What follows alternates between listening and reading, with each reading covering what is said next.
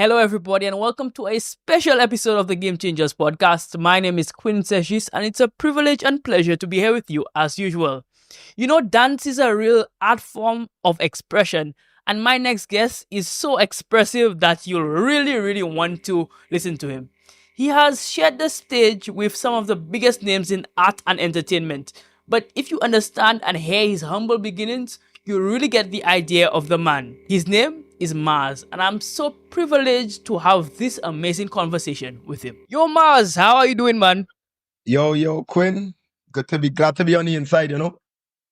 For sure. Glad to have you on the inside. Big up. All right, bro. So, for my audience who might not know who you are, just let them know a little bit about yourself. General information. What's up, everybody? It's your boy Marz, Zerogravity, or AKA Zerogravity. I am a Trinidad and Tobago born creative. I embody creativity in all its forms and fashion. Dancer by profession, choreographer by profession. Hailing from Mova, Trinidad and Tobago, more specifically Paradise Heights, big up PH, because I like to, you could never know where you're going if you forget where you come from. For sure. So, yeah, dancer for Machel Montano, stunt performer for the NBA, dancer for the Canadian Football League, and overall creative director and certified personal trainer, fitness and health as well. Beautiful. Love that already, man. Love that energy already, man. You don't know. All right, so let's start at the very beginning. When did you realize that you had a passion for dance? And how did your Caribbean upbringing help shape your love for performing? Oh man, I think it was stomp the yard and step up and on all those dance movies for me, Right. watching those things as a kid Mhm. really put it in me that, and I used to watch that and be like, hey, I want to do that. I want to be like those guys, and it just transformed into me, practicing in front of the mirror and hey, moms, watch this movie. I like this movie. Do busting little 1-2s and thing. And, Right. In Trinidad, in our primary schools, we have a thing called disco. We used to do it in October and sometimes in December as well, where it's like just a celebration at the school year. And in the disco is like a dance. So I used to take that as an opportunity to show off some of the moves I used to be practicing at home now. And it really started at a primary school level where people used to rate it and be like, hey, that kind of cool, And it was only until like in secondary school, to that talent show when I was later on in secondary school. And I entered the talent show. I didn't come first, I come second, but I was a part of the team that came first as well. And that's when I tell myself, I love my academics. I'm a smart guy, but I would rather stack my textbooks up, stand up on it, and flip off for them. You understand? Right. And from that, my mother, big up my mother, because that's my rock. She really as I get to youth, and she her entire life really tried to steer me away from the streets now, boy. And dance was the medium that kept me off the streets. So beautiful. That's basically it. And now, get to travel the world and be around people I never thought I'd be around in my life. So For sure. Big stage, but you came from humble beginnings. Yeah, man. I am from I don't like to downplay the ghetto. I don't like to downplay what it is and the talent that is hidden there. Like I talking about the government cutting off water in my community so that Uptown could always have water flowing. I talking about not knowing where my next meal gonna come from in a household with 10 other family members. You understand? I'm talking about you're hearing the pop and you had a duck.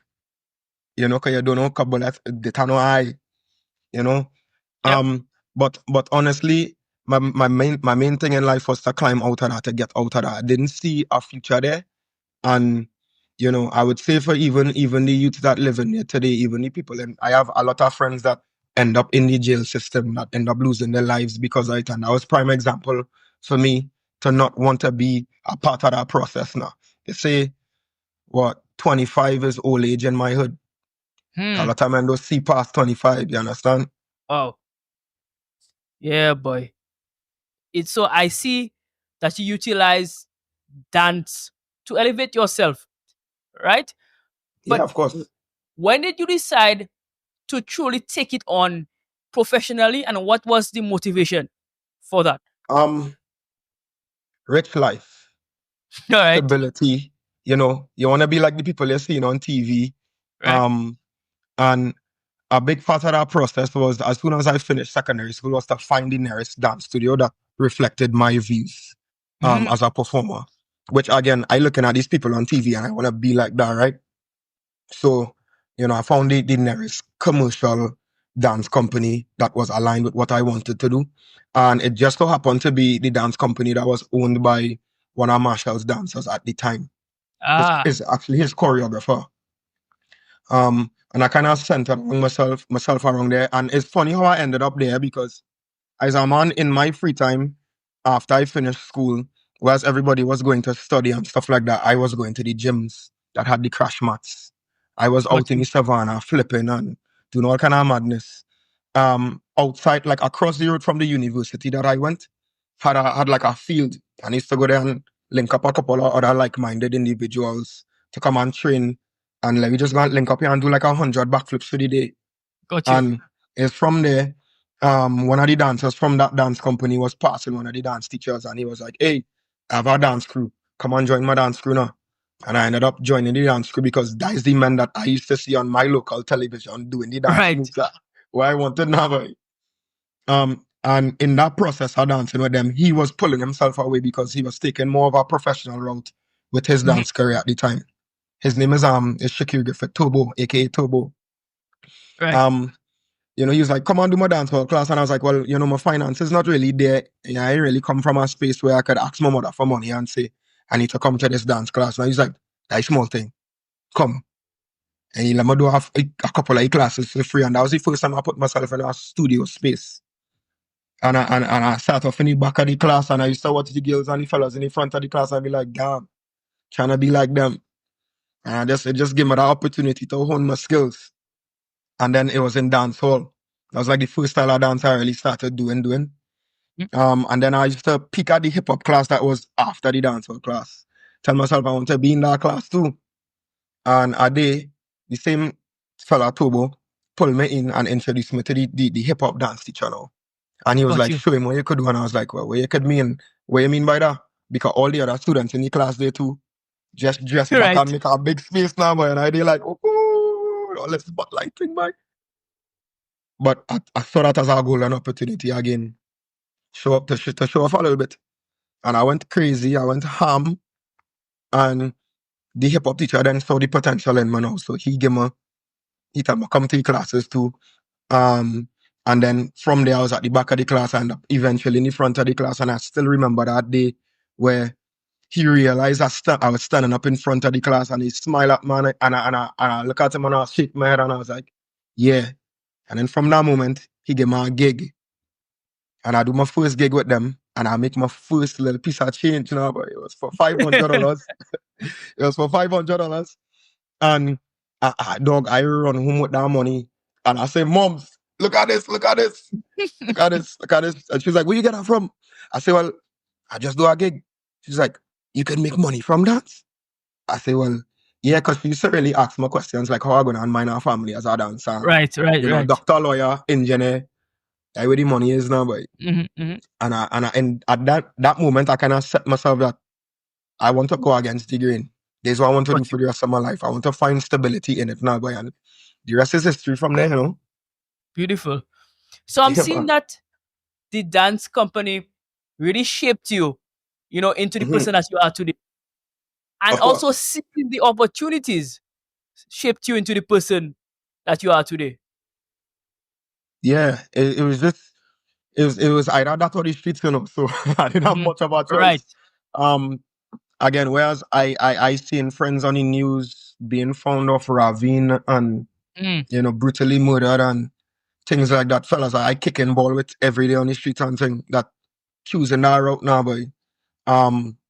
Big up Espinat Street Love until 2 because that's where I really used to go and hang out, and I grew up with some of them with them fellas and them down there, Kyle and Jamari and Kyle and them fellas and them, and I grew up with them fellas now, boy. And I'd reached at a pivotal point where I was like, I could either do this every day. My main brethren who I still line with down there, parents had own a house and all them thing already now. So he kinda already had his future kinda line up for him. Right. As opposed to me who didn't really have those things now. So I had to like create a space for me to get those things. So when they realized, I started to pull away from them and I started to spend more time in the studio. No animosity here. They supported it and they still support it to this day. Beautiful.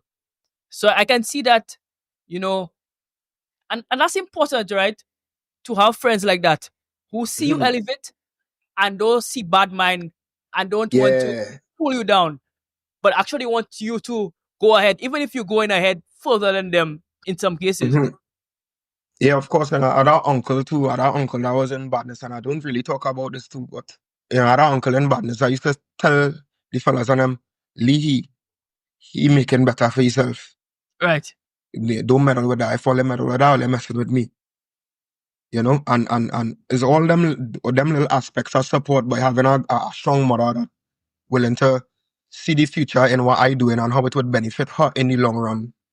And it really benefiting her now because she comfortable. Right. Yeah.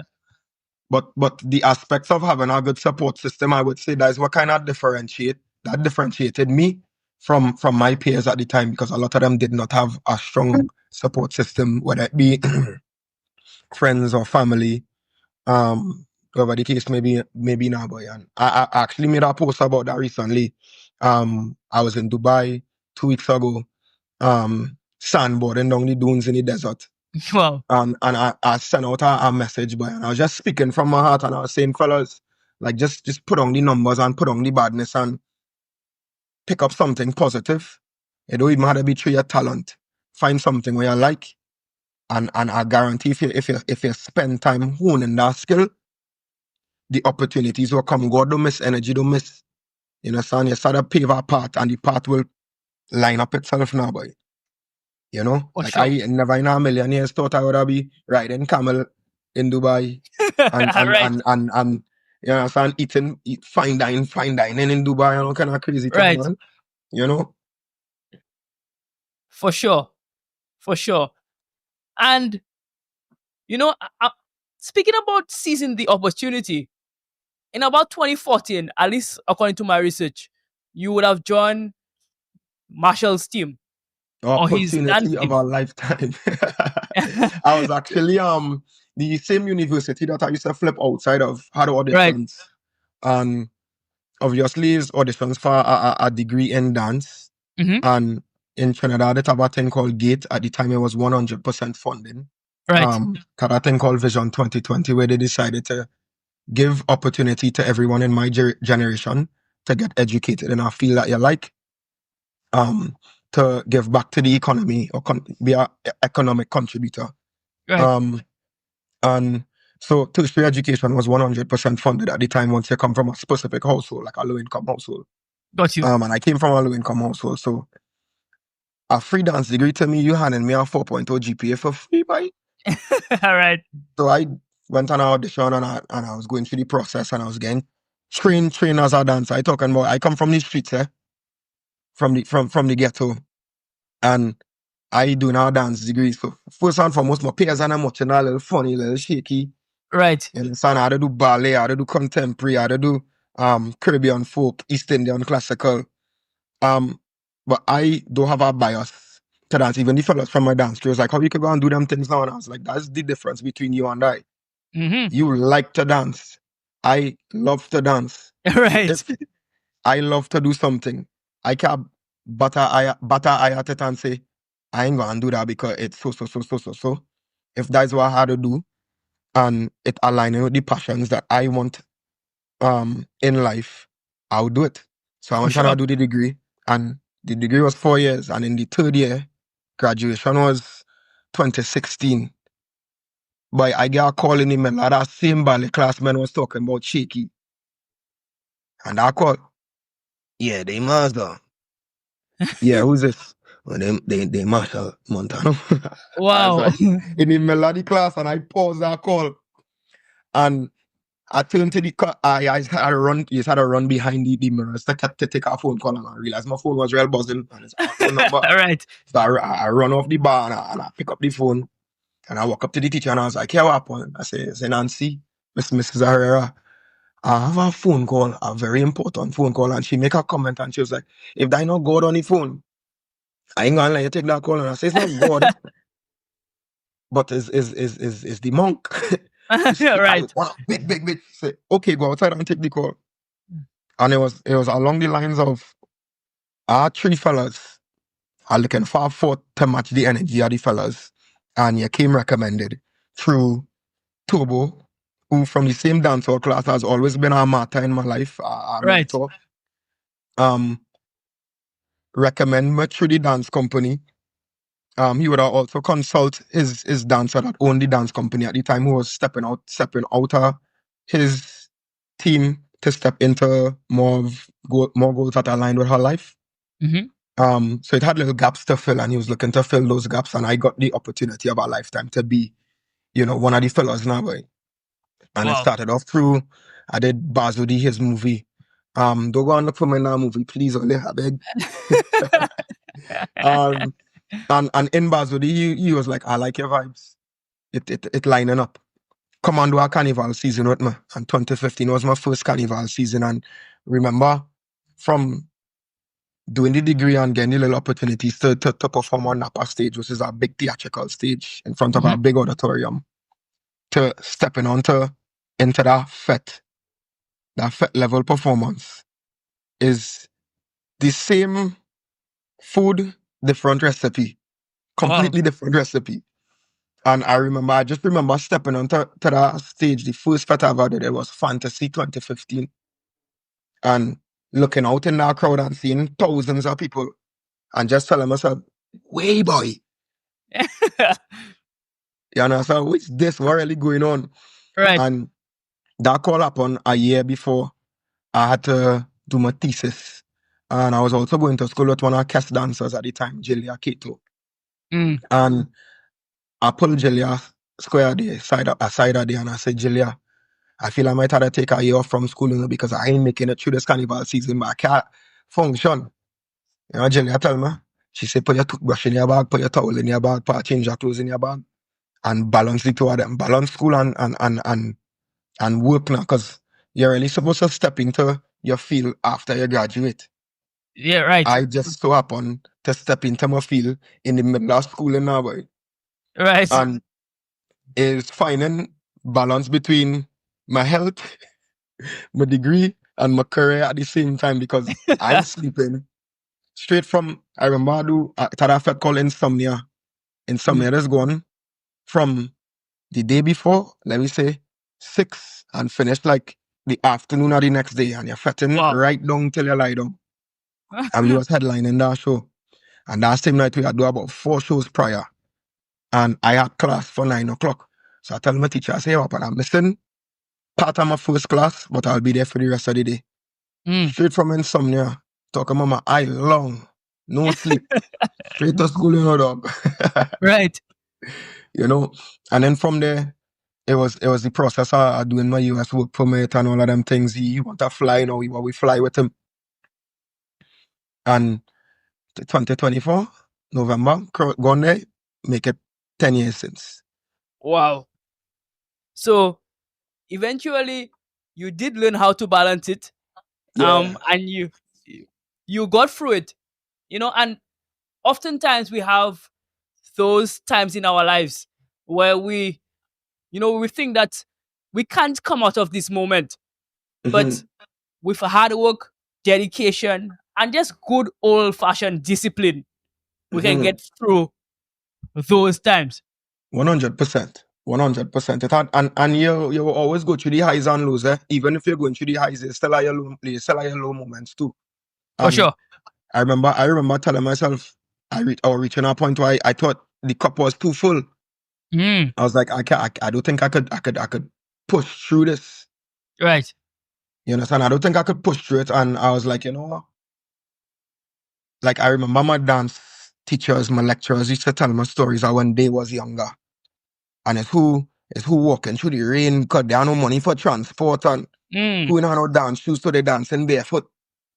And just I remember their hardships and kind of compare to mine and tell myself, them is lecturers, them bossing big salary, them making 5 figures a month. Right. They doing what I want to do. They supporting their family and have stability through what I want to do. You understand? So no excuses. I could do it too. For You sure. know? For sure. That's beautiful, man.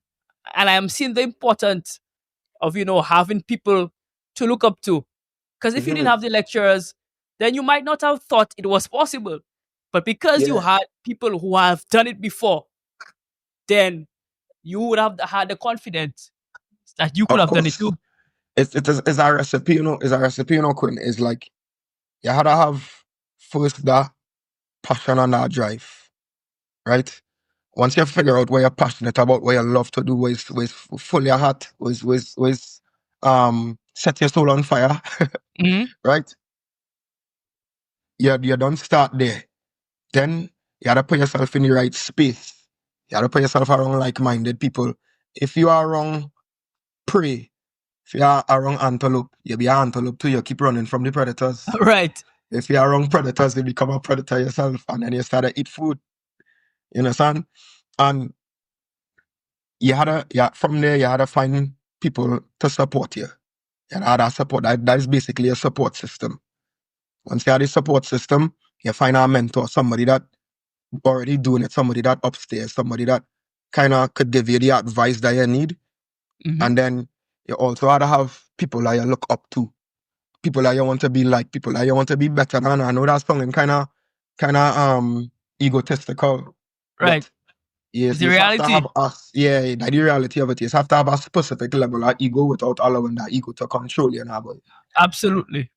And that's when your passion it is turned into what you call it? Passion process, and then it have an XP purpose. Right. What you want to do with it now. You understand? What opportunities you want to create not only for yourself but for other people. Because at the end of the day, if I is a crab that climb out the barrel, the least I could do is It's extend my pull hand somebody down, you know. else. Yeah, and Yeah. pull somebody else out, you know. You understand? I can't kick another man off the ladder, you know. And it's life just teach you that. Life just to let you climb. But I never had that mentality of having to climb over the people that still trying to reach for the same goals that I reaching for now. You understand? It's only until I hit specific goals I tell myself, hey, this man was trying to reach to this goal too. Let me see if I could offer him some sort of advice or some sort of opportunity that can help him reach to the same goal that I reach now. But, For sure. you know? Beautiful. All right, bro. So we're moving on to one of my favorite segments of a Game Changers podcast. It's called the Quick Hitters. Now, Quick Hitters are rapid fire questions. So answer Let's them as go. quickly as possible. All right. All right, cool. So, first rapid fire question. What is your favorite type of music? Favorite type of music? Oh, I know that's a hard one. as Abi said, boy, as Abi said, I like the as a sucker for a nasty bass drop.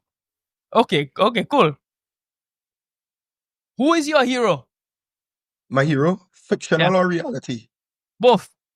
Both fictional. The Flash. You gotta keep running, dog. You gotta keep running. You gotta keep running. You can't look back. Absolutely. Reality. Hmm. I have a billionaire mindset, so all the billionaires of the world, a lot of people might find them as nasty people. I don't look at the nasty parts of their life. I just look at the positive parts of their life. So Jay-Z, Jeff Bezos, Elon Musk. I want to be a billionaire one day. You understand? If not in this lifetime, for my daughter. You understand? Absolutely. Or if not in my daughter lifetime, for she children, eventually God Yeah, spell like, somewhere down the line. hmm we gotta hit that point of generational wealth where you don't have to look over your shoulder. Absolutely. Final quick hitter question. Who would you like to see on this podcast? My sister, Okay. My Who's your sister sister? climbing out the ghetto and she doing it. She doing it. She doing it. And I really rate she because um I break all my generational curses. And Mm-hmm. it was kinda hard for me to look at my cousins and them and see them doing the same. They're doing the same as well, but a lot of them falling into it. My sister busting all the milestones right now. And I'm real Beautiful. proud of she, boy. Like she's look up to me the way I used to look up to my mentors. And I was actually just on a phone call with her.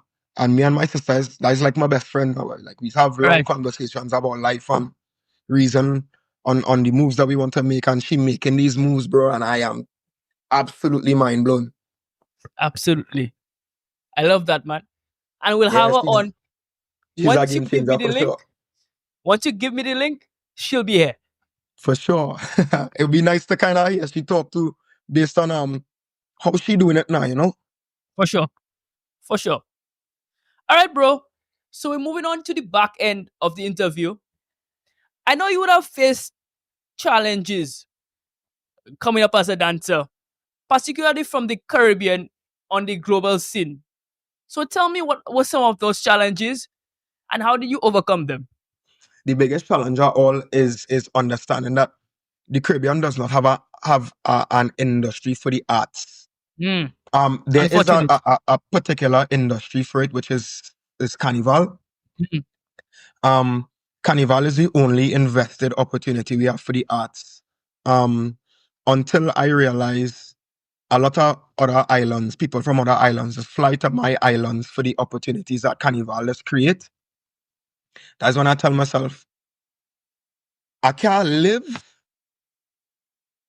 and find the stability I want with a seasonal opportunity. Right. You know, so the real seasonal is Trinidad, February, Marchish, Hmm. or January, February, March is be that year. And then for the rest of the year, you gotta fend for Dry. yourself now. You Hmm. know, all the investments go on, all the opportunities going on as you start creating a lane for yourself. So I had to put myself in a space to be able to, that a space that would support the art now, boy, which is why I moved to Toronto, Canada. That's where I live in and reside in now.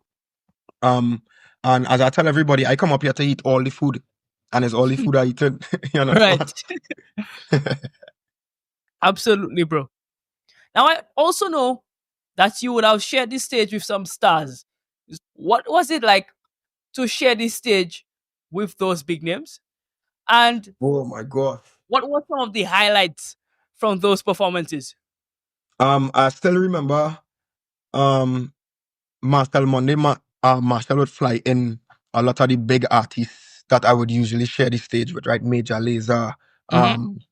Jackie, you know, it started off very, very regional. A lot of Okay. the Beanie Man and a lot of big Caribbean stars, Sean Paul. Um, but it only dawned on me when we started stepping out of the region that there's a possibility for me to be in spaces with people that I never thought I would have seen in real life now, boy. Right. So when we in Barbados, I mean, and the rain start falling, and I in the corner of my eyes, I know Rihanna there, Right. and in the corner of my eyes, I see she started walk on the stage now, boy. And that is hit you in slow motion. It doesn't Oh, feel yeah. real, boy. And then like Rihanna singing, she sung in the rain and the rain falling on every drop I could count that falling in front of my head. Drake, over your first 2016, um, and over your first is Drake event, but the first year we do it, Drake wasn't there. The second year we do it, I tell you, I dancing on stage with my partner, Right. and Drake just walk out on stage with a microphone casually. Slow motion again, I tell you, I could have count everybody jumping up in that crowd in the moment. Everybody, I could have see every facial expression, and it's be a vivid moment, but the colors just be brighter, the senses be sharper, the music just be hitting the brain at a different level, and like you just be in that moment, and that moment in itself just feel like a movie. It feel unreal. Ashanti. I remember being on a truck for Carnival with Ashanti and it had Winnie Harlow and all of these celebrities now, by Director X and all of these people, and I up there like these people. these people are in my circle. Right. That feeling, I started to live for moments like that. If I could bring more of those moments into my life, then I am living a full life. You understand? It even reached the point where Ashanti came to Toronto and a DJ. His name is City, right? Chris. Chris hit me up. He's like, "Yo, Ashanti, have a show out here. Pull up." I pull up, and I end up on the stage with Ashanti and Ja Rule. Big hugs Mhm. and we seeing Marz and ting in the middle of the performance, and then after that performance, um, everybody was liming after, and Ja Rule was like, "I'm gonna take everybody out." We went to this big name restaurant in Toronto. The chef come out and say, compliments from him. Every dog, I'm talking about T-bone steaks and lobster Big and meal. Ja Rule was at that side of the table and thing, and then we went to the club after, and I am in that space, bro, telling myself, how fam? You understand? Like what? This real? You Yeah, man. understand? You know? But then it just become a normal process to just be around those people and be in that space with people like that. And even with the Argos, a part of the Canadian Football League dance team, the A team, Argos Mhm. A team. We just won the 2024 111th Grey Cup. Wow. So, and every time you win the Grey Cup, everybody on the team is get a championship ring. So Oh, let me so say you have fingers one. crossed. Yeah, I have a championship ring coming soon. Wow. That's beautiful, man. You Yeah. know, it's a real inspiration to hear that you've grown and developed in that way. I know my Mhm. audience really appreciated just listening to you speak about that. So I want to Yeah, thank man. you for coming on. This has been a fantastic interview. Um, Continue being yourself, bro. You are a major inspiration, not just to me, but I know you are a major inspiration to many people in your circle, outside of your circle, people from your country, right? Mhm. Never forget where you come from. Never forget who you are. I must say I'm proud of you and I trust that you'll continue striving. Of course. And for anybody that doubting themselves, you understand? Remember that question I asked you earlier on in the interview when my mother was asking me how I gonna support our family and stability and thing. You Yeah, understand? Everything that I have around me dance pay for. My wife is happy, my daughter is flourishing, and I just trying to create a space in the stability that I have now for her to follow her dreams, I have a 3-year-old daughter, big up Rain, baby Gravity, and don't doubt yourself, keep pushing through. You will make it. Game absolutely. changers. Absolutely, man. And to thank you so much for coming on. Anyhow, guys, this has been yet another Game Changers episode. And to thank you for coming on, remember to like and subscribe. Remember that you can get Game Changers wherever you get your podcast. So, follow Game Changers on those various platforms. We are on YouTube, Spotify, and on Apple Podcasts, and wherever else you get your podcast. Remember to download. And as always, stay hungry. And I'll see you next time. Bye bye.